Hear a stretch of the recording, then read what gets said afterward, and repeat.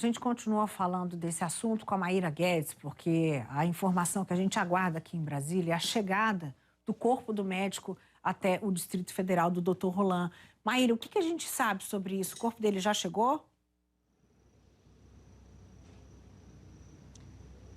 Ainda não, viu, Neila?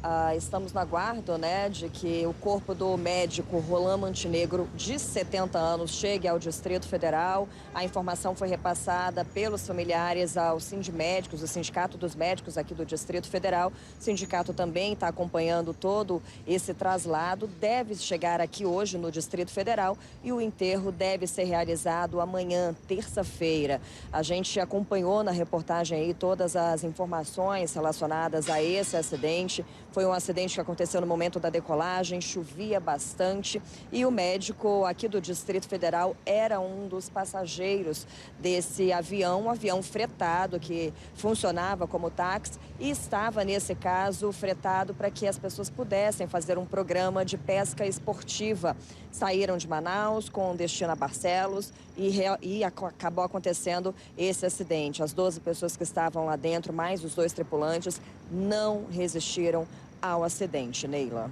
Há muito tempo não havia algo assim parecido, com tantas mortes registradas. Isso é um assunto que interessa a todo o país, independente de qual estado aconteceu isso, de onde eram as pessoas. Tudo isso é analisado pela Força Aérea Brasileira para que possa ser evitado em futuros voos, né? O que diz a Força Aérea Brasileira sobre acidente especificamente, hein, Maíra, esse?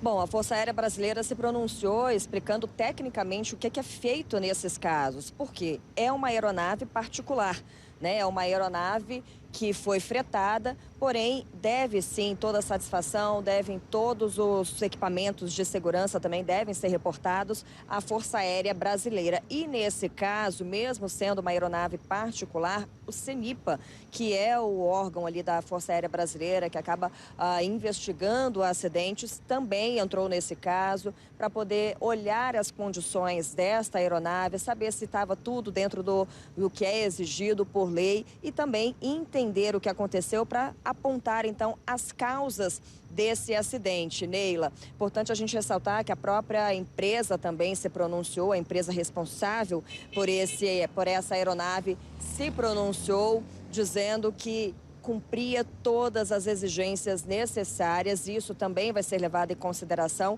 e vai ser apurado pelo CENIPA durante essa investigação. Também é importante a gente mencionar que tudo isso vai ser acompanhado de perto, provavelmente pela polícia do local onde esse acidente aconteceu. E a gente já está falando de 14 pessoas que não resistiram a esse acidente. Pessoas de Manaus, pessoas de Minas, pessoas de Goiás e aqui do Distrito Federal. Neila, a gente também continua acompanhando tudo isso. Nós fomos atrás de várias fontes para tentar entender um pouquinho do que aconteceu e nós ouvimos um especialista em aviação civil que apontou o que deve ser levado em consideração nesse momento de apuração. E a gente confere essa entrevista agora. Há muitas outras coisas a serem consideradas, mas uma delas é a experiência dos pilotos. Os pilotos eram devidamente habilitados para aquele tipo de avião, tinham experiências, repito, região amazônica, as condições não são perigosas, mas são críticas. O piloto não precisa ter um treinamento especial para isso. Contudo, diante das condições específicas, os pilotos precisam ter sim uma habilidade e uma experiência para enfrentar certas condições adversas. E a pergunta que nós fazemos, que as autoridades vão levar em consideração, é sim, qual era a experiência tanto do piloto quanto do copiloto para operar esse tipo de avião naquelas condições. Lá em Manaus, as autoridades também falaram sobre isso, Maíra, porque, na verdade, tiveram que lidar com esse acidente, né?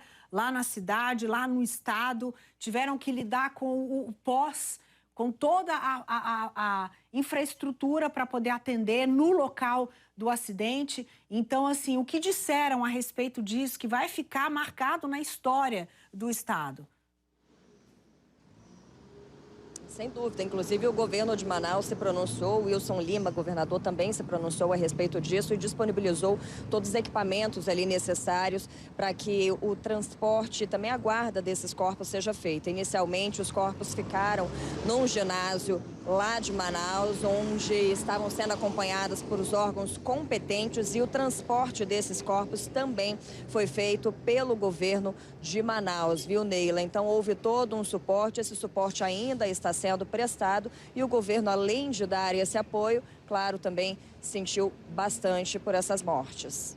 Ainda vai ter que encaminhar cada um para os seus estados, né? As pessoas estavam longe de casa para fazer um passeio turístico e, pelo que a gente acompanhou, eles faziam isso todos os anos. Era uma viagem rotineira de apaixonados, de amantes pela pescaria. Estavam ali cumprindo mais um ano de felicidade, de programação. É uma viagem que se programa há muito tempo para poder acontecer. Infelizmente, o resultado não foi dos melhores. Agora, o que disse a empresa que locou esse avião para esse transporte? O que a gente sabe até agora, o que eles manifestaram depois desse acidente?